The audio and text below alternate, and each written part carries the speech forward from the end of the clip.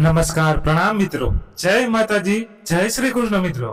આજની વાર્તા સાંભળી તમને ઘણું સમજવા મળશે, તો પ્લીઝ દરેક વ્યક્તિ વાર્તાને એક વાર છેલ્લે સુધી જરૂરથી સાંભળજો.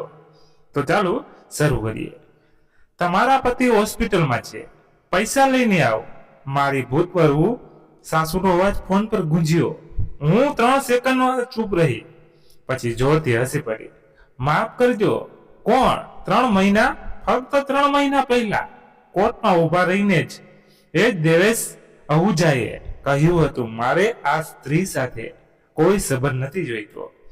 એ જ કુસુમ અહુજાએ વકીલને કહ્યું હતું, આ તો અમારા પૈસા લૂંટીને ભાગી રહી છે. અને આજે અચાનક હું ફરીથી એમની વહુ બની ગઈ હતી, કારણ કે એમને પૈસા જોઈતા હતા. મારું નામ વિદ્યાધીશ પાંડે છે, ઉંમર 62 વર્ષ. પુણેના કોથર રોડ વિસ્તારમાં મારો પોતાનો BBSK ફ્લેટ છે. છેલ્લા 35 વર્ષ સુધી હું એક પ્રતિષ્ઠિત કોલેજની હેડ લાઇબ્રેરિયન રહી. પુસ્તકોની વચ્ચે મારી જિંદગી વીતી. સવારે 9 વાગ્યાથી સાંજે 5 વાગ્યા સુધી લાખો પાનાઓને સંભાળતા, હજારો વિદ્યાર્થીઓને સાચું પુસ્તક શોધીને આપતા, અને સાંજે ઘરે આવીને પોતાની જિંદગીના પુસ્તકમાં દરરોજ એક નવો અધ્યાય લખતા. દુઃખનો, અપમાનનો, મૌનનો. પણ એમને નહોતી ખબર કે હું કોણ છું. લાઇબ્રેરિયન હોવાનો અર્થ માત્ર પુસ્તકો રાખવા નથી હોતો. દરેક વસ્તુને સાચી જગ્યાએ રાખવી, દરેક પાનાને સાચવવું, દરેક રેકોર્ડને સુરક્ષિત રાખવો, આ અમારું કામ છે. અને મેં 32 વર્ષ સુધી મારા લગ્નના દરેક પાનાને બરાબર એ જ રીતે સાચવ્યા હતા. દરેક અપમાન, દરેક મહેણું, દરેક ખોટું, બધું જ નોંધ્યું હતું. મેં તારીખ સાથે, સમય સાથે, સાક્ષીઓ સાથે. અને આજે જ્યારે કુસુમે ફોન કર્યો તો મને હસવું આવી ગયું, કારણ કે હું જાણતી હતી કે હવે મારો વારો હતો. જો તમે અમારી વાર્તાઓ સાથે જોડાયેલા રહેવા માંગતા હો તો અત્યારે ચેનલને સબસ્ક્રાઇબ કરી લો. અને તમને આવી વાર્તાઓ કેવી લાગી રહી છે જરૂરથી જણાવજો કોમેન્ટમાં. ચાલો હું તમને શરૂઆતથી જણાવું છું, મારા લગ્ન કેવી રીતે થયા, કેવી રીતે હું આ મુકામ સુધી પહોંચી, અને કેવી રીતે એક છૂટાછેડા લીધેલી વૃદ્ધ સ્ત્રી ગણાતી વિદ્યાધીશ પાંડેએ પોતાના આખા પરિવારને એ પાઠ ભણાવ્યો જે એમણે ક્યારેય વિચાર્યો ન હતો.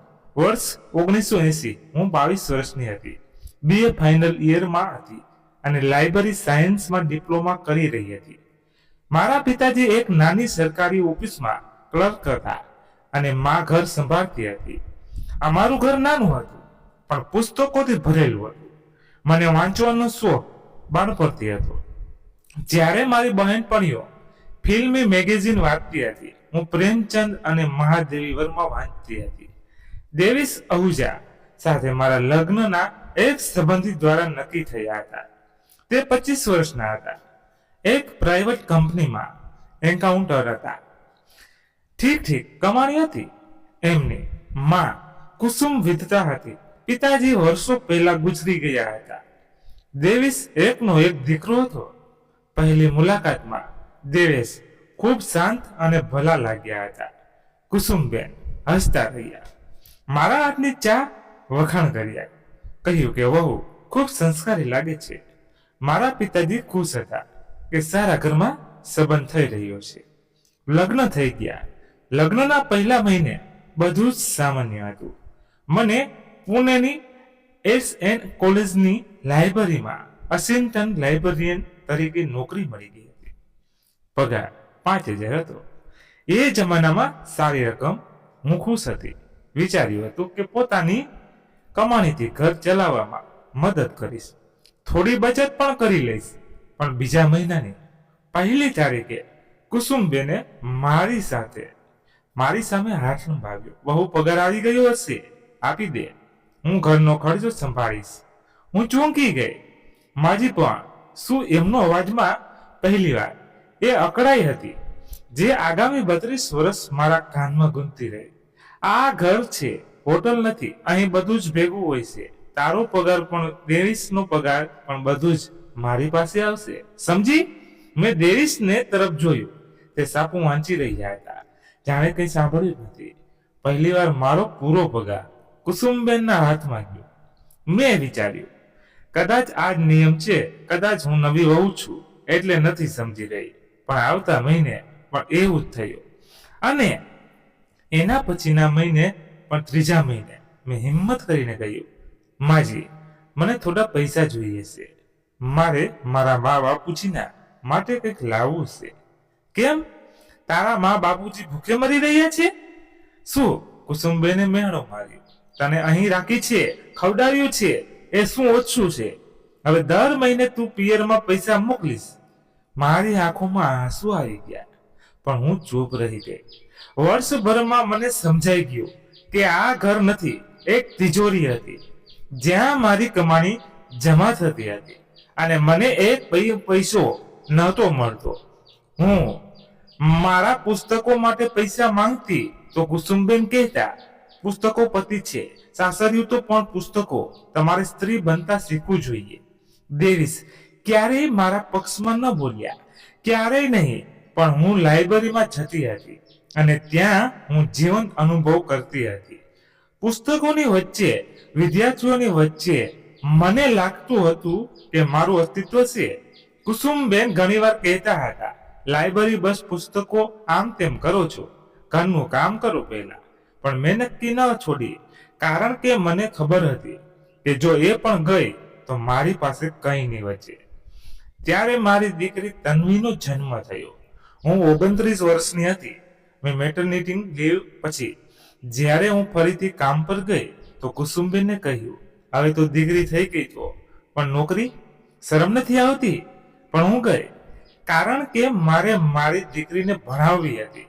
હું ઈચ્છતી હતી કે તે મારી જેમ કોઈની આગળ હાથ ન ફેલાવે. આવતા 10 વર્ષ આમ જ વીત્યા. હું સવારે 6:30 વાગે ઉઠતી, નાસ્તો બનાવતી, તન્વીને તૈયાર કરતી, કુસુમબેનની ચા બનાવતી, પછી કોલેજ જ જતી. સાંજે પાછા આવીને જમવાનું બનાવતી, ઘર સંભાળતી, તન્વીને ભણાવતી. રાત્રે 4 બધા સૂઈ જતા, હું મારી લાઇબ્રેરી સાયન્સમાં પુસ્તકો વાંચતી. હું આગળ વધવા માંગતી હતી અને હું આગળ વધી.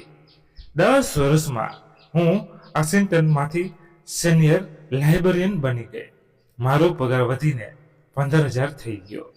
પણ કુસુમબેનના હાથમાં એમ જ જતો રહ્યો. મને એક પણ રૂપિયો મળતો ન હતો. એક દિવસ મેં દેવેશને કહ્યું, મને થોડા પૈસા જોઈએ.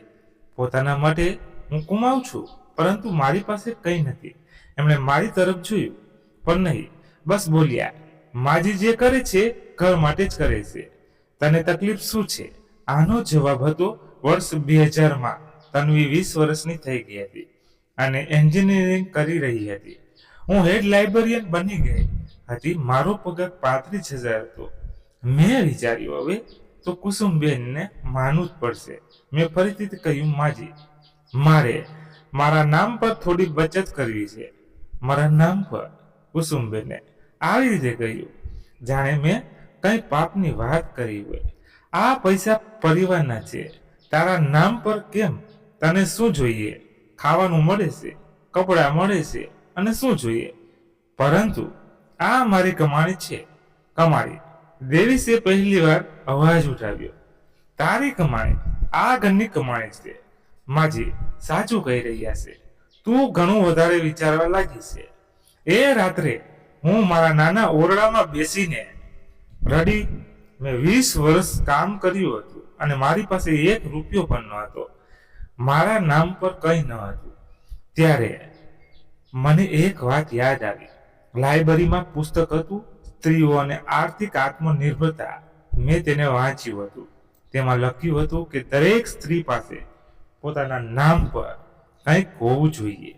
પોતાનું બેંક એકાઉન્ટ, પોતાની સંપત્તિ, પોતાની બચત. અને મેં નિર્ણય કર્યો એ રાત્રે 7 ડિસેમ્બર 2000ના રોજ તન્વીના વિશ્વ જન્મ દિવસે મેં નિર્ણય કર્યો કે હું ચૂપ નહીં રહું, પણ હું લડાઈ નહીં કરું. હું યોજના બનાવીશ. બીજા દિવસથી મેં મારી અસલી જિંદગી શરૂ કરી. એ જિંદગી જે કુસુમબેન અને દેવેશને ક્યારેય ખબર ન પડી. આવતા 5 વર્ષ એ વર્ષ હતા જ્યારે મેં મારી આઝાદીનો પાયો નાખ્યો પણ કોઈને ખબર ન પડી, કારણ કે હું લાઇબ્રેરિયન હતી, ચૂપચાપ, વ્યવસ્થિત, ધીરજવાન. 2001માં મારો પગાર 40,000 થઈ ગયો હતો. દર મહિને હું મારો પૂરો પગાર કુસુમબેનને આપતી હતી. તે ખુશ થતી હતી, વિચારતી હતી કે હું એમની આજ્ઞા કરી વહુ છું. પણ એમને નહોતી ખબર કે મારો પગાર સીધો બેંક એકાઉન્ટમાં આવતો હતો. એ એકાઉન્ટમાં જેના વિશે એમને ખબર હતી, પરંતુ મેં બીજું એકાઉન્ટ ખોલી લીધું હતું પુણેની બીજી શાખામાં, જ્યાં કોઈ નહોતું જાણતું. દર મહિને કોલેજથી મળતું બોનસ, ઓવર ટાઈમના પૈસા, પ્રોજેક્ટના પૈસા, બધું જ એ બીજા એકાઉન્ટમાં જમા થવા લાગ્યું. 5,000, 10,000, ક્યારેક 15,000. કુસુમબેનને લાગતું હતું કે લાઇબ્રેરીનો પગાર બસ આટલો જ હોય છે. તેમને શું ખબર કે કોલેજ પ્રોજેક્ટથી, રિસર્ચ અસિસ્ટન્ટથી, ઓવરટાઈમથી કેટલા પૈસા મળે છે. વર્ષ 2003માં મેં મારી પહેલી સંપત્તિ ખરીદી. કોથર રોડમાં એક નાનો પ્લોટ 5 લાખમાં. પૂરી રકમ મારા ગુપ્ત એકાઉન્ટમાંથી નીકળી.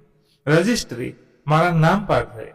વિધા દેશપાંડે મારું પિયરનું નામ. ઘરમાં કોઈને ખબર ન પડી.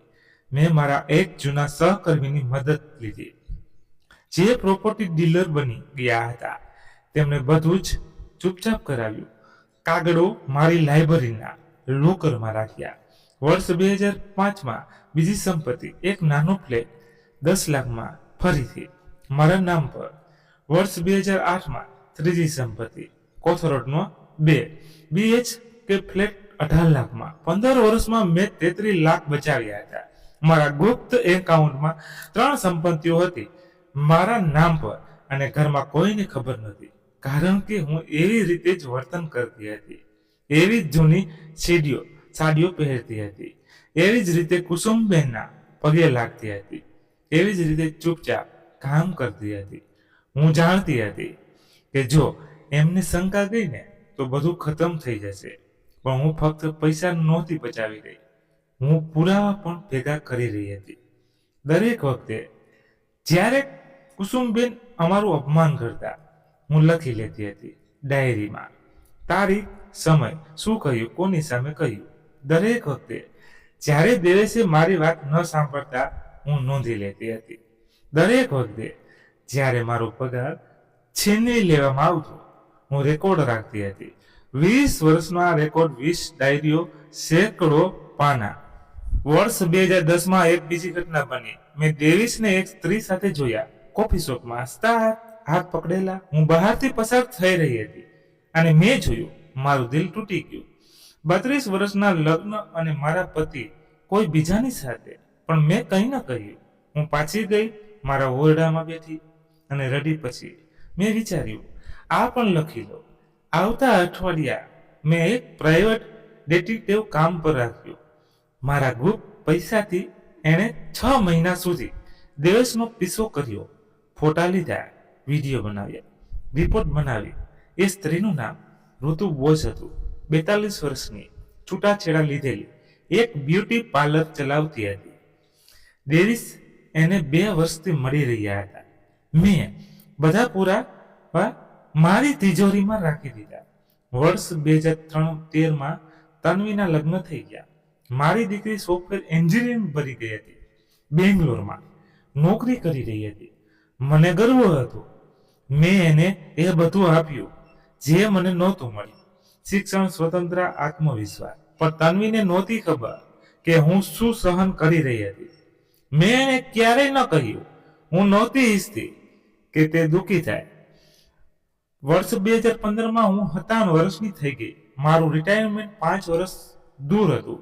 મેં વિચાર્યું, બસ 5 વર્ષ અને પછી હું આઝાદ થઈ જઈશ. પણ ત્યારે એક બીજી ઘટના બની. એક દિવસ કુસુમબેને કહ્યું, હવે તું ઘરડી થઈ રહી છે, નોકરી છોડી દે, ઘર સંભાળ. હું ચોંકી ગઈ. માજી, હજી મારું રિટાયરમેન્ટ 5 વર્ષ દૂર છે. હું કેમ? કારણ કે તારી જરૂર નથી રહી. એમના અવાજમાં એ ઝેર હતું જે હું વર્ષોથી સાંભળી રહી હતી. તારી દીકરીના લગ્ન થઈ ગયા, તારું કામ પૂરું થઈ ગયું. હવે બસ ઘરમાં બેસીને પૂજા પાઠ કર. અને મને સમજાઈ ગયું હવે એમને મારા પગારની જરૂર ન હતી, એટલે મને ખતમ કરવા માંગતા હતા. પણ મેં ના પાડી દીધી. પહેલી વાર મેં ચોખ્ખી ના પાડી દીધી. માજી, હું નોકરી નહીં. કુસુમબેનનો ચહેરો લાલ થઈ ગયો. તે ના પાડી દીધી. તું મારી સામે દલીલ કરી રહી છે. હું દલીલ નથી કરી રહી. હું ફક્ત મારો અધિકાર માંગી રહી છું. આ મારી નોકરી છે, મારી મહેનત છે. અને દિવસે પહેલી વાર દેવાસે મારા પર હાથ ઉપાડ્યો, લાફો માર્યો. મારી સાથે ખરાબ વર્તન તને શરમ નથી આવતી? મારા ગાલ પર એમની આંગળીઓના નિશાન હતા, પણ મારી આંખોમાં આંસુ ન હતા. ગુસ્સો હતો, બળતરા હતી અને નિર્ણય હતો. એ રાત્રે હું એડવોકેટ પરિણીતા કુલકર્ણીને મળી. તે છૂટાછેડાના કેસોની નિષ્ણાંત હતી. મેં એમને બધું જ જણાવ્યું. 20 વર્ષનો રેકોર્ડ ડાયરીઓમાં, પ્રાઇવેટ ડિટેક્ટિવની રિપોર્ટ્સ, સંપત્તિના કાગળો. પરિણીતાજીએ મને જોયું અને હસ્યા. શ્રીમદ દેશપાંડે, તમે ઘણું સારું કામ કર્યું છે. તમારી પાસે બધું જ છે. તમે છૂટાછેડા લઈ શકો છો અને તમારી બધી સંપત્તિ સુરક્ષિત રહેશે. પણ હું અત્યારે છૂટાછેડા લેવા નથી માંગતી.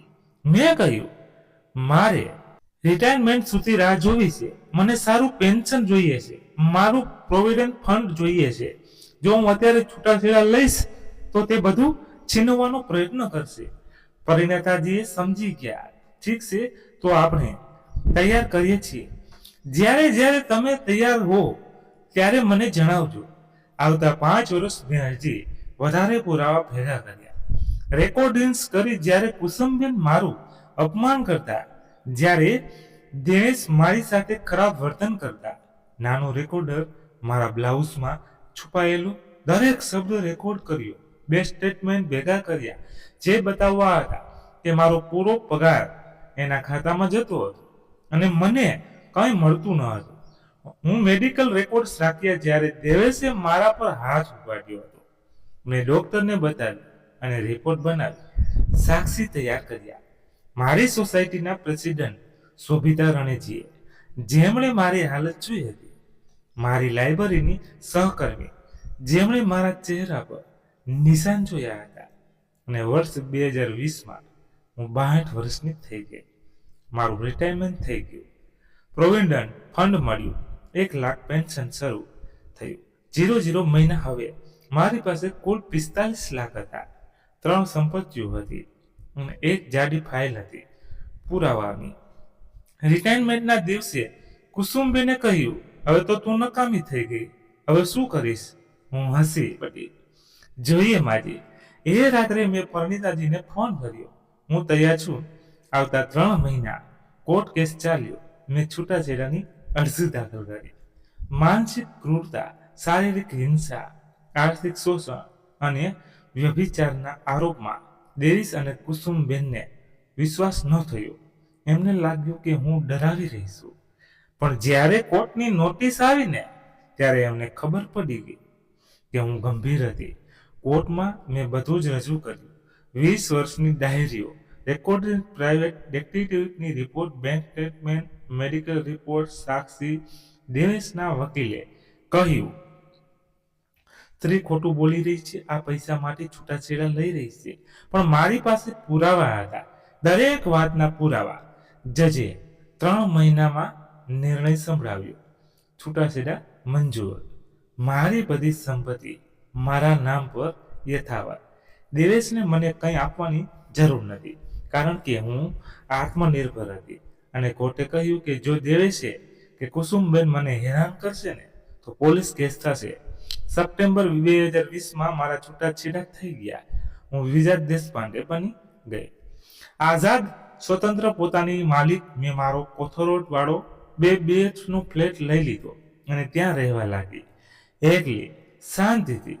પહેલી વાર મારી પાસે મારું ઘર હતું, પોતાનું બેંક એકાઉન્ટ હતું, પોતાની આઝાદી હતી. અને 3 મહિના પછી કુસુમબેનનો ફોન આવ્યો. હું મારા નાના લાઇબ્રેરી રૂમમાં બેઠી હતી. તે ઓરડો છે મેં મારા પુસ્તકો માટે બનાવ્યો હતો. સાંજના 6 વાગ્યા હતા. હું એક જૂની નવલકથા વાંચી રહી હતી. ચાનો કપ હાથમાં. બહાર પુણેના રસ્તા ઉપર સાંજની ભીડ શરૂ થઈ ચૂકી હતી, પણ મારા ઘરમાં શાંતિ હતી, નિરાંતની શાંતિ. ત્યારે મારો ફોન વાગ્યો. સ્ક્રીન પર નામ જોઈને હું રોકાઈ ગઈ. કુસુમ આહુજા. 3 મહિનામાં પહેલીવાર એમનો ફોન. મેં ફોન ઉપાડ્યો. એલો. વહુ કુસુમબેનનો અવાજ એવો તીખો હતો, જેવો હંમેશા રહ્યો હતો, પણ આ વખતે એમાં ગભરાટ પણ હતો. તું ક્યાં છે? અત્યારે. હોસ્પિટલ આવ. કઈ હોસ્પિટલ? મેં શાંતિથી પૂછ્યું. સંગનાદરી હોસ્પિટલ. દેવેશને હાર્ટ એટેક આવ્યો છે, ઇમરજન્સીમાં છે. ડોક્ટર કહી રહ્યા છે ઓપરેશન કરવું પડશે. હું ચૂપ રહી. સંભળાતું નથી. કુસુમબેનનો અવાજ મોટો થયો. તારો પતિ મરી રહ્યો છે, અત્યારે આવો. માફ કરજો, મેં ધીમેથી કહ્યું. મારો કોઈ પતિ નથી. તમે ખોટા નંબર પર ફોન કરી રહ્યા છો. શું બકવાસ છે માં? કુસુમબેન ગુસ્સેથી છૂટાછેડા થઈ ગયા. તો શું 30 વર્ષ સુધી એની પત્ની રહી છે, હવે એને તારી જરૂર છે? મને હસવું આવી ગયું. સાથે જ હું જોરથી હસી પડી. હસી રહી છે? કુસુમબેનના અવાજમાં અવિશ્વાસ હતો. મારા પતિનો જીવ જઈ રહ્યો છે અને તું હસી રહી છે? જે મારા પતિ નથી તે ચોખ્ખા શબ્દમાં કહ્યું. ડોક્ટરના કાગળો જ છે મારી પાસે. મારો એમની સાથે કોઈ સંબંધ નથી. અને હા, મને હસવું એટલે આવ્યું કારણ કે 3 મહિના પહેલા જ્યારે તમે કોર્ટમાં ઊભા રહીને કહી રહ્યા હતા કે હું તમારા પરિવારની દુશ્મન છું, ત્યારે તો તમને યાદ ન આવ્યું કે હું વહુ છું. કુસુમબેન એક પળ માટે ચૂપ રહ્યા. પછી એમનો અવાજ બદલાઈ ગયો, મીઠો થઈ ગયો, બનાવટી મીઠો. દીકરી જુઓ, જે થઈ ગયું તે થઈ ગયું, પણ અત્યારે દેવેશનો જીવ જોખમમાં છે. ડોક્ટર કહી રહ્યા છે 8 લાખ જોઈએ ઓપરેશન માટે. મારી પાસે એટલા પૈસા નથી. તું તો કમાતી હતી, તારી પાસે હશે. પ્લીઝ આવીને આપી દે, પછી પાછા આપી દઈશું. અને ત્યાં હતું અસલી કારણ, પૈસા 8 લાખ. મેં પૂછ્યું, આ તારી પાસે છે? તારું રિટાયરમેન્ટ થયું હતું, પ્રોવિડન્ટ ફંડ મળ્યું હશે. ઊભા રહો, મેં વચ્ચે અટકાયા. તમે મારી પાસે પૈસા માંગી રહ્યા છો? હા, અત્યારે લઈને આવ, નહીતર દેવેશ મરી જશે. મેં ઊંડો શ્વાસ લીધો. કુસુમબેન, તેમને યાદ છે 30 વર્ષ સુધી મેં મારો દરેક પગાર તમને આપ્યો, દરેક મહિને દરેક રૂપિયો. અને જ્યારે મેં મારા માટે કંઈ માંગ્યું તો તમે શું કહ્યું હતું? આ પૈસા પરિવારના છે, તારા નથી. યાદ છે? એ જ જૂની વાત છે. યાદ છે જ્યારે તારા પિતાજી બીમાર હતા અને મને પૈસા જોઈતા હતા ઈલાજ માટે? તમે શું કહ્યું હતું? તારા પિયરની જવાબદારી અમારી નથી, અને મારા પિતાજીનો ઈલાજ નહોતો થઈ શક્યો. દીકરી પ્લીઝ. હવે કુસુમબેનના અવાજમાં આજીજી હતી. હું તમારી દીકરી નથી, હું તમારી વહુ પણ નથી. કોર્ટે નક્કી કર્યું છે અને મારા પૈસા તે ફક્ત મારા છે, કોઈ પરિવારના નથી. તો હું નહીં આપું. પોતાના પતિને મરવા દઈશ. તે તારા પતિ નથી. અને હા, હું 1 રૂપિયો પણ નહીં આપું. મેં ફોન કાપી નાખ્યો. મારા હાથ ધ્રુજી રહ્યા હતા, પણ મનમાં શાંતિ હતી. પહેલી વાર મેં મારા માટે ઊભા રહીને ના કહ્યું. 10 મિનિટ પછી ફરી ફોન આવ્યો. આ વખતે નંબર અલગ હતો. હેલો. મેં ઉપાડ્યો. વિજયજી, એક સ્ત્રીનો અવાજ હતો. હું ઋતુ બોલી રહી છું. દેવેશની મિત્ર ઋતુ બોસ. એ સ્ત્રી જેની સાથે મારા પતિનું અફેર હતું. આમે સપાટ અવાજમાં કહ્યું, જુઓ, મને ખબર છે તમે નારાજ છો, પણ પ્લીઝ દેવેશને બચાવી લો. એમને પૈસાની જરૂર છે. તમે એમની મિત્ર છો ને? મેં પૂછ્યું. તો તમે જ આપો. મારી પાસે એટલા પૈસા નથી. હું ફક્ત એક બ્યુટી પાર્લર ચલાવું છું. તો મેં તીખા અવાજમાં કહ્યું, હું કેમ આપું? હું કોણ છું એમની? તમે 30 વર્ષ સુધી એમની પત્ની હતી, હવે નથી. અને જ્યારે તે તમારી સાથે હતા ત્યારે તમને ન લાગ્યું કે કોઈના પતિ છે? ઋતુ ચોક થઈ ગઈ. સાંભળો ઋતુજી, મેં ઠંડા અવાજમાં કહ્યું, તમે ખૂબ નસીબદાર છો. દેવેશ આહુજા હવે તમારા છે. હવે તમે એમની બધી જવાબદારીઓના સંભાળો. એમનું દેવું પણ, એમની બીમારી પણ, એમની માં પણ. મને છોડી દો. હું મારી નવી જિંદગી જીવી રહી છું. મેં ફોન કાપી નાખ્યો. ત્રીજો ફોન મારી દીકરી તન્વીનો આવ્યો. રાત્રે 9 વાગ્યે. મારી મમ્મા તન્વીનો અવાજ પરેશાન હતો. દાદીએ ફોન કર્યો. પપ્પાને હાર્ટ એટેક આવ્યો હશે. તમે હોસ્પિટલ કેમ ન ગઈ? તન્વી, મેં ધીમેથી કહ્યું, મારો તારા પપ્પા સાથે કોઈ સંબંધ નથી રહ્યો. છૂટાછેડા થઈ ચૂક્યા છે. પરંતુ મમ્મા, તે બીમાર છે. તમે આટલા નિર્દય કેવી રીતે હોઈ શકો?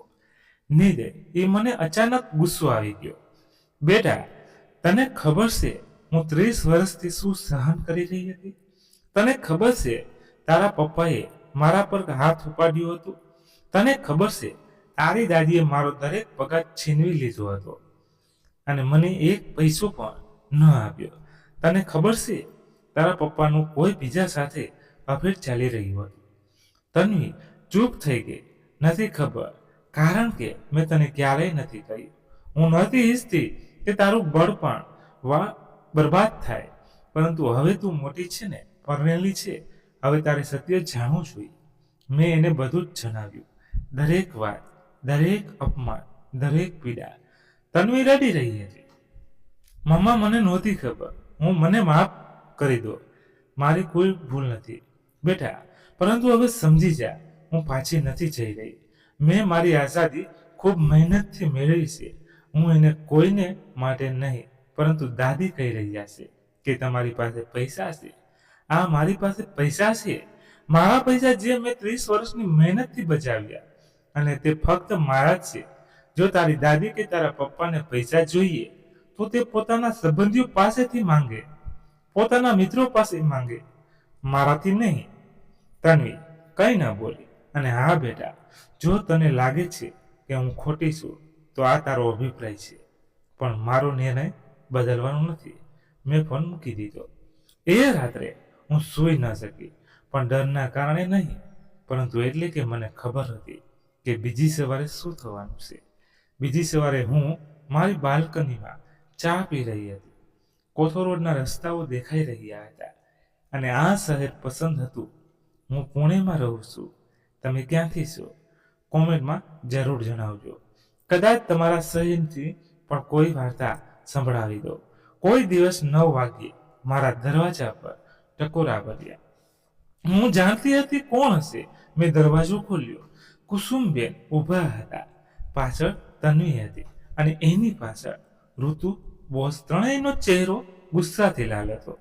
અંદર આવશો કે અહીં જ ઊભા રહીને વાત કરશો? મેં શાંતિથી પૂછ્યું. તેઓ અંદર આવી. મેં એમને બેસવા કહ્યું, પણ કોઈ ન બેઠી. કુસુમબેને શરૂઆત કરી. તને શરમ નથી આવતી? પોતાના પતિને મરવા દેવા માંગે છે? તે મારા પતિ નથી. મેં ત્રીજી વાર કહ્યું. કોર્ટના કાગળો જોઈએ. જોવા કાગળો? કુસુમબેન ચીસ્યા. કાગળોથી સંબંધો નથી તૂટતા. 30 વર્ષનો સાથ હતો, 30 વર્ષનું શોષણ હતું. મેં એમની આંખોમાં જોઈને કહ્યું, જેમાં તમે મારી એક કમાણી છીનવી, મારી દરેક ઇજ્જત છીનવી, મારી દરેક ખુશી છીનવી, અને હવે જ્યારે તમને જરૂર છે તો હું ફરીથી તમારી વહુ બની ગઈ. તન્વીએ વચ્ચે કહ્યું, મમ્મા પ્લીઝ, પપ્પાનો જીવ બચાવો. પછી જે ઈચ્છો તે કરજો. નહીં. એક શબ્દ પણ એટલો શક્તિશાળી કે ત્રણેય સ્તનબંધ રહી ગઈ. ઋતુબોજે કહ્યું, જો શ્રીમતીજી, વિધાજી, મને ખબર છે તમે મારાથી નારાજ છો, પણ નારાજ મને હસવું આવી ગયું. ના ઋતુજી, હું તમારાથી બિલકુલ નારાજ નથી. હકીકતમાં હું તમારો આભાર માનવા માંગુ છું. ઋતુ ચોંકી ગઈ. શું આ તમારા લીધે મને ખબર પડી કે મારા પતિની અસલિયત શું છે? તમારા લીધે મને છૂટાછેડા લેવાની હિંમત મળી. તો આભાર. અને હવે દેવેશ તમારા છે, સંભાળો. એમને પણ મારી પાસે પૈસા નથી. ઋતુએ કહ્યું, તો માંગો કોઈની પાસે, લોન લો, તમારું પાર્લર વેચો, પણ મારાથી મત માંગો. કુસુમબેનને ધમકી આપી, જો તે પૈસા ન આપ્યા તો હું પોલીસમાં કેસ કરી દઈશ. હું હસી પડી. કરો, મારી પાસે મારા વકીલનો નંબર છે. એડવોકેટ પરિણ્યાતી કુલકર્ણી ખૂબ સારા છે, અને એમને એ પણ ખબર છે કે છૂટાછેડા પછી જો ભૂતપૂર્વ પતિનો પરિવાર ભૂતપૂર્વ પત્નીને હેરાન કરે છે તો શું થાય છે.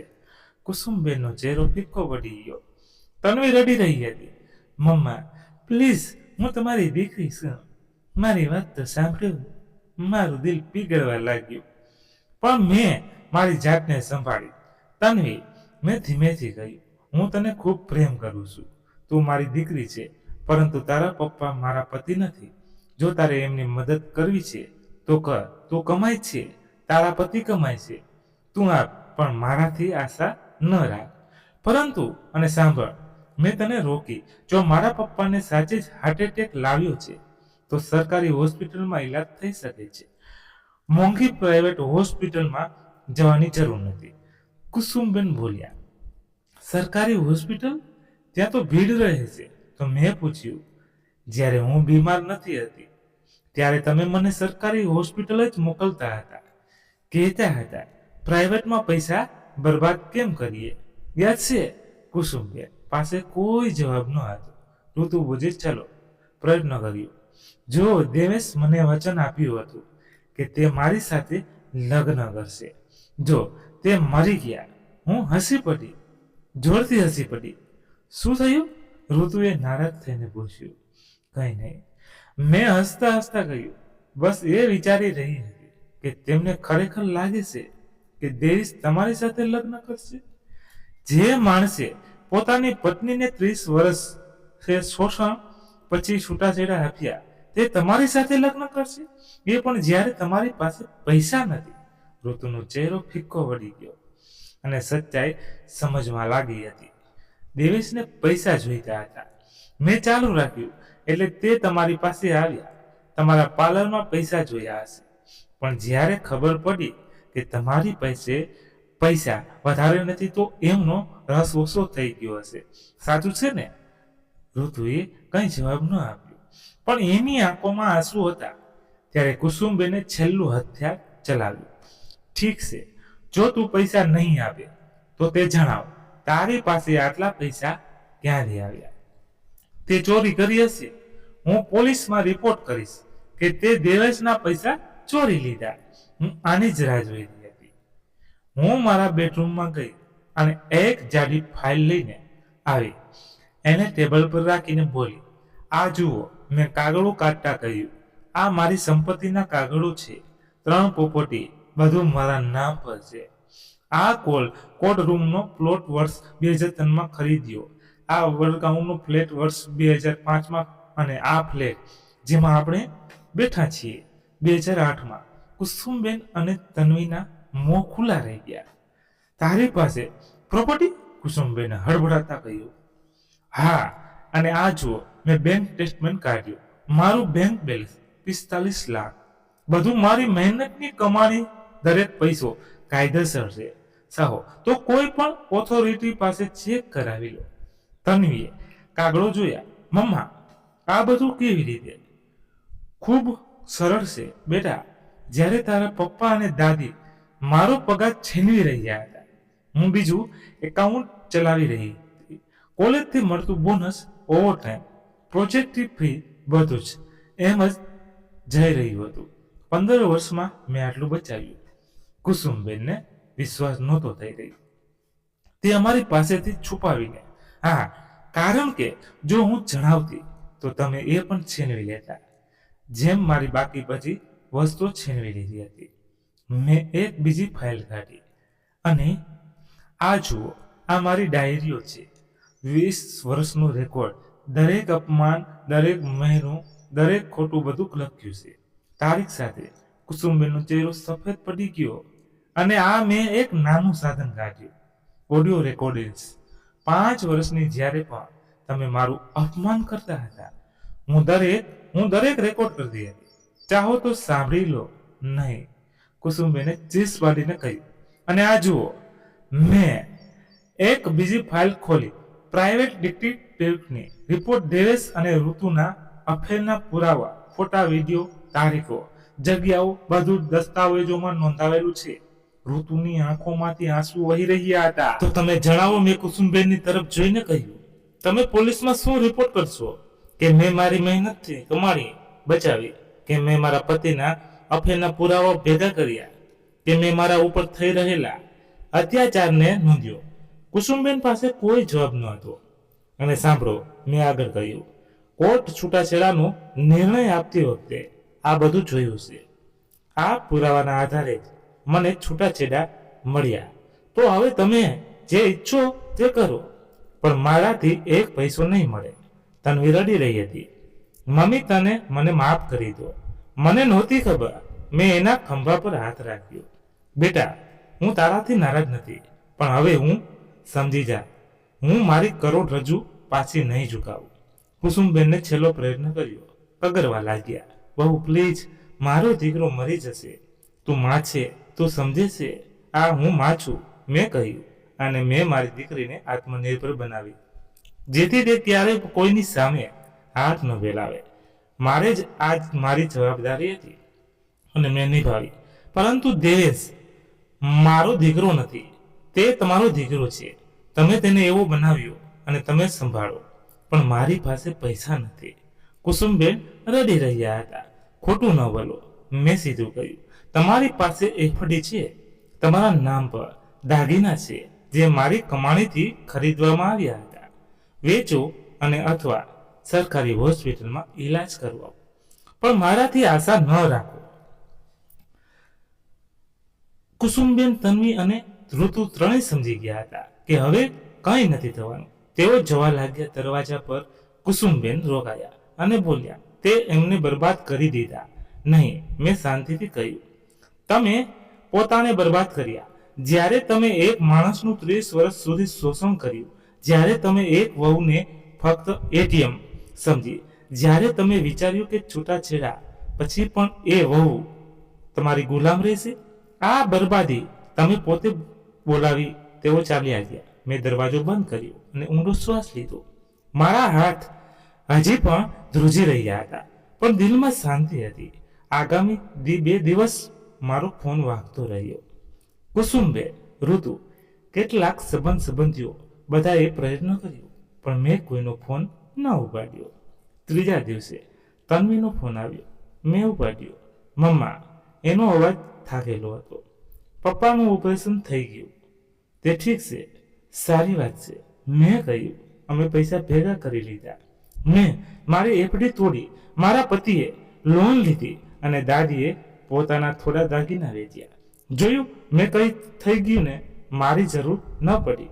મમ્મા, તન્વી રડી રહી હતી. મને માફ કરી દો.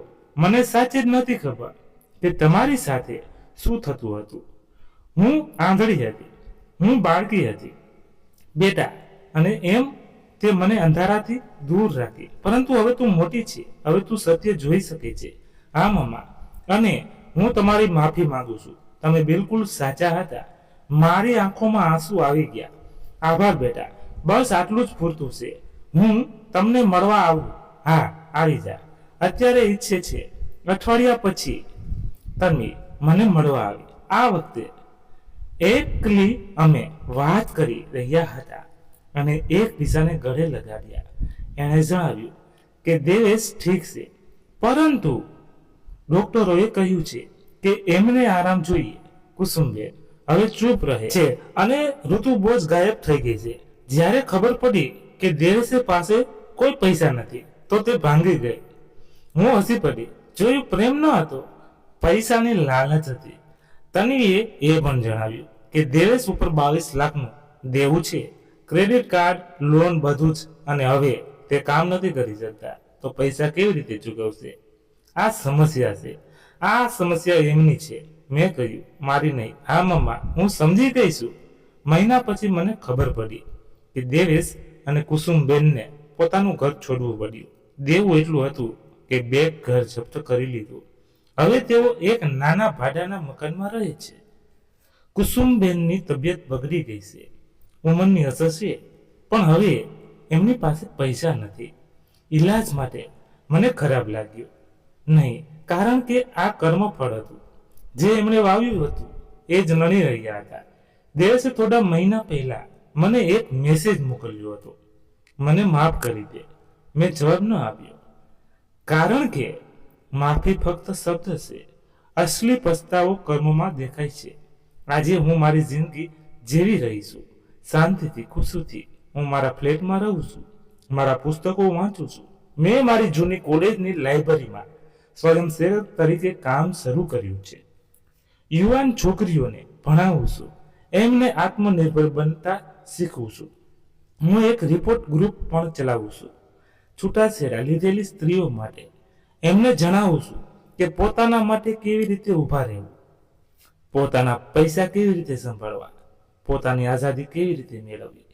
દર અઠવાડિયે 5-7 સ્ત્રીઓ આવે છે, થોડી યુવાન, થોડી મારી ઉંમરની. બધાની વાર્તાઓ અલગ છે, પણ પીડા એક છે. અને હું એમને મારી વાર્તા સંભળાવું છું. એમને જણાવું છું કે ઉંમર ફક્ત એક સંખ્યા છે. જો 62ની ઉંમરમાં પણ તમે પોતાના માટે ઊભા રહી શકો છો તો તમે જીતી શકો છો. થોડા દિવસ પહેલા મને સોસાયટીના પ્રેઝન્ટેશન શોભિતા રણે જીવ મળ્યા. તેમણે કહ્યું, તમે ખૂબ હિંમત કરી, આખી સોસાયટીમાં તમારી વાત થઈ રહી છે, ઘણી સ્ત્રીઓ તમારાથી પ્રેરણા લઈ રહી છે. હું હસી પડી. શોભિતાજી, મેં કંઈ ખાસ નથી કર્યું, બસ પોતાના માટે ઊભી થઈ ગઈ. એ જ તો સૌથી મુશ્કેલી છે, એમણે કહ્યું. ખાસ કરીને આપણી ઉંમરમાં કદાચ તે સાચું કહી રહ્યા હતા. આજે જ્યારે હું મારી બાલ્કનીમાં બેસીને સૂરજને ડૂબતો જોઉં છું તો મને શાંતિ મળે છે. મારી પાસે હવે તે બધું જ છે જે હું ઈચ્છતી હતી. પોતાનું ઘર, પોતાનો પૈસો, પોતાની ઇજ્જત, પોતાની આઝાદી. શું મને એકલાપણું લાગે છે? ક્યારેક ક્યારેક. પણ આ એકલાપણું એ અપમાન નથી, સારું જ છે જે હું 30 વર્ષ સુધી સહન કરતી રહી. તન્વી હવે દર અઠવાડિયે મને મળવા આવે છે. અમે વાતો કરીએ છીએ, હસીએ છીએ. મેં એ બધી વાતો જણાવી જે મેં મારી જિંદગીથી શીખી. એણે વચન આપ્યું કે તે ક્યારેય કોઈની સામે ઝૂકશે નહીં. ક્યારે મને લાગે છે કે શું મેં સાચું કર્યું, શું મારે દેવીશને મદદ કરવી જોઈતી હતી. ફરી મને યાદ આવે છે તે લાફો, તે મહેણા, તે અપમાન, અને મારો જવાબ સાફ થઈ જાય છે, નહીં, મેં બિલકુલ સાચું કર્યું. થોડા કલાકો કહે છે, હું નિર્દોષ છું, પત્નીને પતિની સંભાળ રાખવી જોઈએ, ભલે ગમે તે થાય. પણ હું કહું છું, સંબંધો સન્માનથી ચાલે છે, મજબૂરીથી નહીં. જો 30 વર્ષ સુધી તમે મને માણસ ન સમજી તો હું કેમ સમજું કે તમે મારા પતિ છો? આ વાર્તાથી મેં શું શીખ્યું? પહેલી વાત, હંમેશા પોતાના માટે પણ કંઈક રાખો, ભલે તે પૈસા હોય, સંપત્તિ હોય કે બચત. તમારી મહેનતની કમાણી ફક્ત તમારી જ છે. બીજી વાત, દસ્તાવેજ પુરાવા જરૂરી છે. દરેક અન્યાયને નોંધો, તારીખ સાથે, સમય સાથે, કારણ કે જ્યારે જરૂર પડશે ને ત્યારે આ જ તમારું હથિયાર બનશે. ત્રીજી વાત, ધીરજ રાખો, યોજના બનાવો, ઉતાવળમાં કોઈ નિર્ણય ન લો. મેં 15 વર્ષ યોજના બનાવી અને જ્યારે સમય આવ્યો તો હું તૈયાર હતી. ચોથી વાત, ઉંમર કોઈ અડચણ નથી. 22 વર્ષની ઉંમરમાં પણ હું મારી લડાઈ લડી અને જીતી. જો હું કરી શકું છું તો તમે પણ કરી શકો છો. પાંચમી વાત, સંબંધો બે તરફી હોય છે. જો એક તરફથી ફક્ત લેવું છે અને બીજી તરફથી ફક્ત આપવું છે તો તે સંબંધ નથી, શોષણ છે. અને શોષણમાંથી બહાર નીકળવું જરૂરી છે. આજે હું આઝાદ છું, ખુશ છું અને સૌથી જરૂરી, હું પોતાની માલિક છું. જે લોકો મારી ટીકા કરે છે એમને હું કહેવા માંગુ છું, જ્યાં સુધી તમે કોઈના બૂટ પહેરીને નથી ચાલ્યા ત્યાં સુધી એના રસ્તા પર સવાલ ન ઉઠાવવો. મેં 30 વર્ષ નરકમાં વિતાવ્યા, હવે હું સ્વર્ગમાં જીવી રહી છું અને હું અહીંથી પાછી નહીં જાઉં. કુસુમબેને વિચાર્યું હતું કે છૂટાછેડા પછી પણ હું એમની દાસી રહીશ. દેવેશે વિચાર્યું હતું કે હું નબળી છું. ઋતુએ વિચાર્યું હતું કે હું દબાઈ જઈશ. બધાએ એક ખોટું વિચાર્યું, કારણ કે હું વિધા દેશ પાંડે છું. 62 વર્ષની છૂટાછેડા લીધેલી, પરંતુ હારેલી નહીં, જીતેલી છું. અને જો તમારી પણ વાર્તા મારે જેવી છે તો યાદ રાખો, તમે એકલા નથી. હજારો સ્ત્રીઓ છે જે આજ બધું સહન કરી રહી છે, પણ દરેક વ્યક્તિમાં તે તાકાત છે જે મારામાં હતી. બસ જરૂર છે તેને ઓળખવાની. પોતાના માટે ઊભા થઈ જાઓ, પોતાનો હક લો, પોતાનો અવાજ ઉઠાવવો અને જ્યારે કોઈ કહે કે તું સ્ત્રી છો, ચૂપ રહીએ તો હસી દો અને કહો હું સ્ત્રી છું એટલે વધારે મજબૂત છું. આ જ મારી વાર્તા છે, આ જ મારો બોધ છે. જો તમને આ વાર્તા પસંદ આવી હોય તો પ્લીઝ એક લાઈક કરી દો અને તમારા મિત્રો સાથે શેર કરો. અને તમને કેવી લાગી વાર્તા ખાસ કોમેન્ટ તો કરજો. ધન્યવાદ. ફરી મળીએ નવી વાર્તા સાથે. ત્યાં સુધી તમારા પરિવાર સાથે મસ્ત રહો, તંદુરસ્ત રહો. જય માતાજી, જય દ્વારકાધીશ. હર હર મહાદેવ, મહાદેવ, મહાદેવ. જય શ્રી રામ, જય બજરંગ બલી.